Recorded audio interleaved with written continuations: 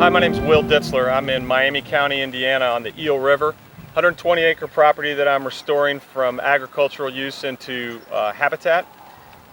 This is a CRP, Conservation Reserve Program project.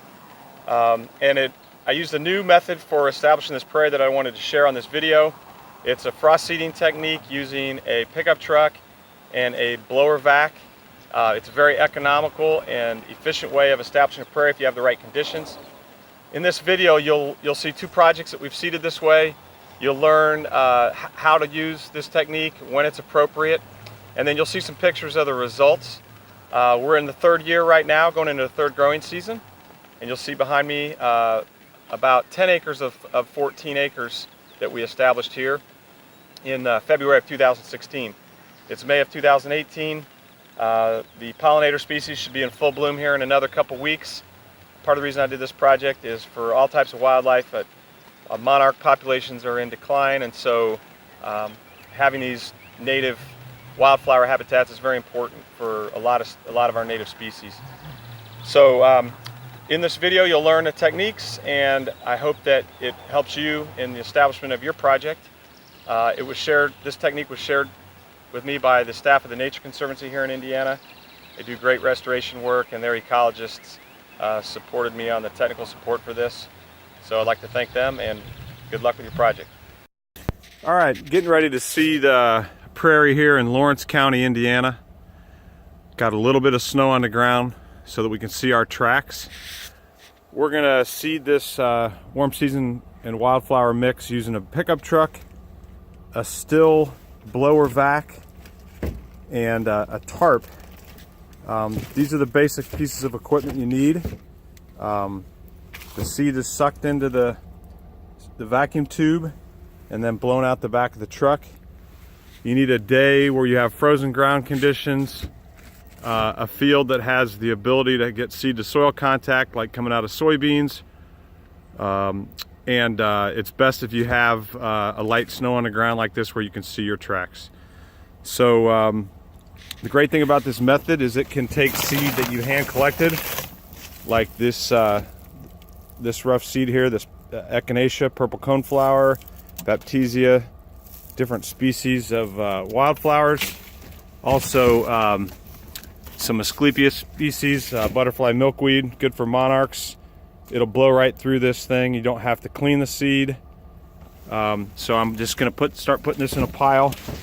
The rest of this seed came from the original J.F. New Nursery in Walkerton, Indiana, now called Cardinal Nursery. High quality seed. I've got 2 bags. I'm going to use 1 bag at a time. So I'll use 1 bag to go across the field one direction, and the second bag to crisscross the other direction, so that I make sure that I put the seed on evenly. Okay, that video was a project seeded this year in 2018 in Lawrence County, Indiana. The rest of this video will be focused on the Eel River project in Miami County. You can see here a picture of the field conditions prior to seeding, prior to the snow.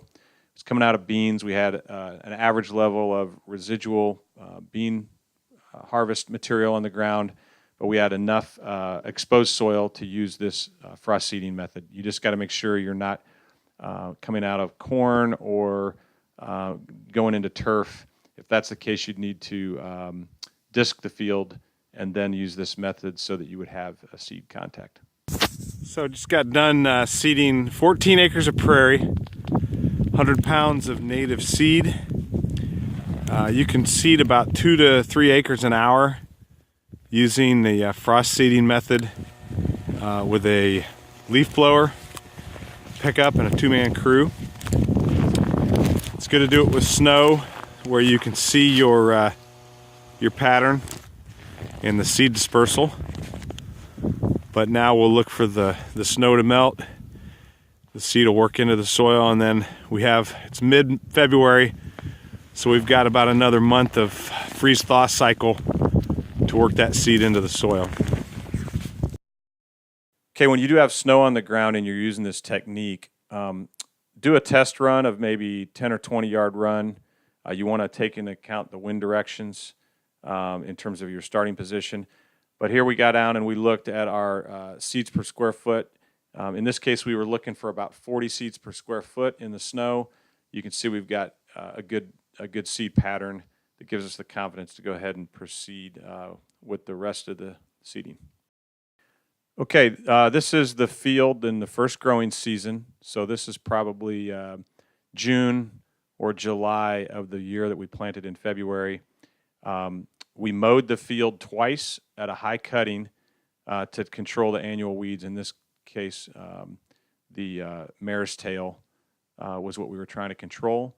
So we did 2 high, maybe 6 to 10 inch setting mows, and that allows the prairie to establish more quickly and reduce weed competition. And here are some pictures of the results.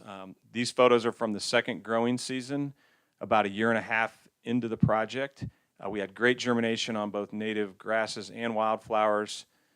It was as successful of a prairie planting as I've been involved with. I've traditionally used no-till drill, but this frost seeding technique worked out great in this situation, and these photos represent the results of our work.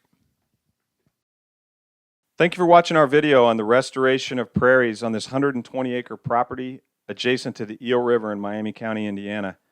In addition to the prairies restored in this video, we've also planted over 30,000 tree seedlings, restored over 3 acres of wetlands, and conducted other woodland management habitat projects on the site.